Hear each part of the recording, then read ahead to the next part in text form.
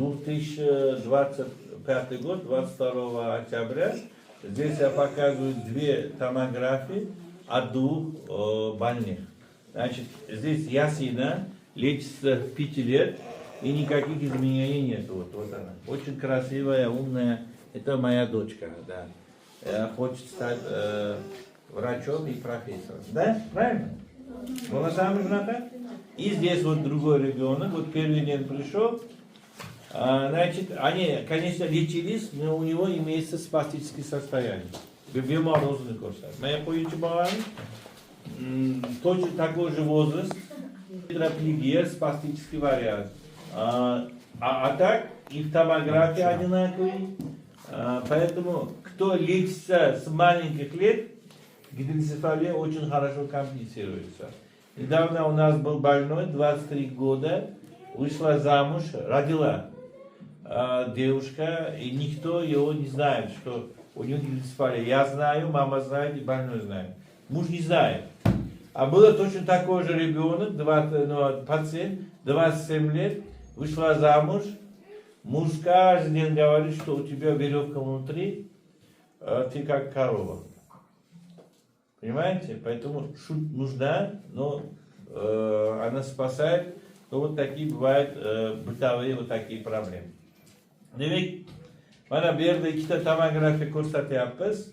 Demak, biri Yasinaniki. Yasina mana normal yuradi, bu yangi kelgan bemor. Bunda tetraplegiya bor. Endi yana aytaman, bu sog'lom turmushga chiqib, sog'lom bolali bo'ladi. Sog'lom oila nimaga erishadi? Xuddi shunaqa bitta 23 yoshga kirgan qizimiz bolali bo'ldi. Eri ham bilmadi, men bildim va ayolida dadasi biladi. Yana bitta 27 yoshga kirgan qizimiz bor, shunti bor. Lekin uni turmushga chiqqandan beri sen molsan, ichingda arg'amching bor deb eri pastga uradi. Vaholanki bilib yurib olgan. Shuning uchun bu yerda davolansa yaxshi natija beradi. Kelishdik? Xo'p, qani buni yurishini oling, kimda yurishini yurib berchi. Qachon shokolad berasan sen? Oyog'imga shokolad ber. Ko'rishchi qizim bilan qani? Assalomu alaykum deb ko'rishdi.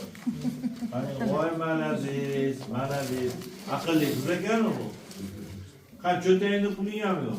Shokolad ber. Ijozing yo'qsin. Bo'pti, mana doktoringiz bor. Ashula beramiki? Bo'ldi. Endi mana bola qorni ochib, qayerlarda davolangan, ayting. Shurasi doktorlar nomini aytmang. Yo'q, shu o'zimizda Xo'jandda. Nima bo'ldi keyin? Bir durust natija bo'lmadi. Bizni qayerdan eshitdinglar? Men endi eshitdi, YouTube orqali, internet orqali eshitib keldim. Bolani ko'proq ko'rsating. Bo'pti. Bu bolani bir haftadan keyin ko'rasizlar yoki 15 kundan keyin juda yaxshi natija olasizlar. Shapkasini olingchi. Nimaga shunt qo'ydirman dedilar? Shunt. Qo'ydim. Hozir shunti bormi? Yo'q. Bunga tushunmayapman, men hozir yo'q. Shunti yo'q. Endi mana ko'pchilik kelyapti, shunti bor, lekin noto'g'ri davolangan. O'zi gidrotsefaliyani davolash qoliplari qanaqa? Davolash qoliplari, rasmiy qoliplarini men kuzatmadim. Lekin shu doktor Jalib davolash qoliplari, mana bizni normasefal, gidrosefal degan dorilarimiz bor, o'zimiz ishlab chiqaramiz. Juda yaxshi natija beradi. Hozir ko'rsataman sizlarga. Mana normasefal, idishlari mana. Faqat idishini ko'rsataman. Gidrosefaldan borib bilmayman. Bu idishlari mana. Biz ko'p nima dori ishlab chiqamiz, lekin mana shtrix kodlarigacha hammasi bor.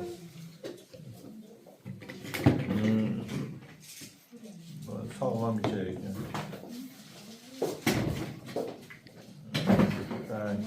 Shunaqa dorilarimiz bor, yaxshi natija beradi. Bu shu 40 yillik davolash tajribalari. Tushundinglar? Alloh shifo bersin hammaga. Savollar bo'lsa marhamat.